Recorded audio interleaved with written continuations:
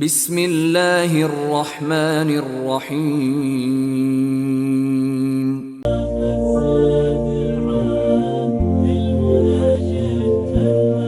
حضرت ابو ہریرہ رضی اللہ تعالی عنہ فرماتے ہیں کہ رسول اللہ صلی اللہ علیہ وآلہ وسلم نے ارشاد فرمایا، سور اٹھانے والے فرشتے کو جب سے سور پھونکنے کی ذمہ داری سونپی گئی ہے، وہ اسی وقت سے چاق و چوبند عرش کی جانب نظریں گاڑے ہوئے ہے۔ وہ اس خدشے سے پلک بھی نہیں جھپکتا کہ کہیں پلک جھپکنے سے پہلے اس کو سور پھونکنے کا حکم نہ دے دیا جائے۔ اس کی آنکھیں چمکتے ہوئے روشن ستاروں کی مانند ہیں۔ زید بن اسلم رحمت اللہ سے روایت ہے، وہ کہا کرتے تھے کہ جو کوئی شخص بھی دعا کرتا ہے تو وہ ضرور تین نتائج میں سے کسی نہ کسی کے درمیان میں ہوتا ہے، یا تو اس کی وہی دعا قبول ہو کر ہو بہو ظاہر ہو جاتی ہے، یا پھر اس کے حق میں آخرت کے لیے ذخیرہ کر دی جاتی ہے، اور یا پھر اس کے گناہوں کا کفارہ بنا دی جاتی ہے۔ ام المومنین حضرت عائشہ رضی اللہ تعالی عنہ فرماتی ہیں کہ رسول اللہ صلی اللہ علیہ وآلہ وسلم نے ارشاد فرمایا، رجسٹر تین طرح کے ہوں گے۔ ایک رجسٹر ایسا ہوگا جس میں سے کچھ بھی اللہ تعالی معاف نہیں فرمائے گا۔ ایک رجسٹر ایسا ہوگا جس سے اللہ تعالی کچھ بھی پرواہ نہیں کرے گا۔ ایک رجسٹر ایسا ہوگا جس میں سے اللہ تعالی کچھ بھی نہیں چھوڑے گا۔ جس رجسٹر میں سے کچھ بھی نہیں معاف کرے گا وہ شرک ہے۔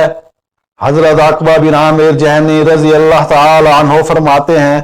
کہ رسول اللہ صلی اللہ علیہ وآلہ وسلم نے ارشاد فرمایا، سورج زمین کے بالکل قریب آ جائے گا، لوگ پسینے میں شرابور ہوں گے، کسی کا پسینہ اس کے ٹخنوں تک ہوگا، کوئی آدھ پنڈلی تک پسینے میں ڈوبا ہوگا، بعض گھٹنوں تک اور بعض کمر تک پسینے میں ڈوبے ہوں گے، کچھ لوگوں کا پسینہ سینے تک اور کچھ کا کندھوں تک ہوگا، بعض کا پسینہ گردن تک ہوگا۔ پھر آپ صلی اللہ علیہ وآلہ وسلم نے اپنے منہ کی جانب اشارہ کرتے ہوئے فرمایا، کچھ لوگوں کو یہاں تک پسینہ آ رہا ہوگا اور اس کا پسینہ اس کے منہ میں پڑ رہا ہوگا۔ میں نے رسول اللہ صلی اللہ علیہ وآلہ وسلم کو یوں دیکھا، کچھ لوگ ایسے ہوں گے جو اپنے پسینے میں ڈوب چکے ہوں گے۔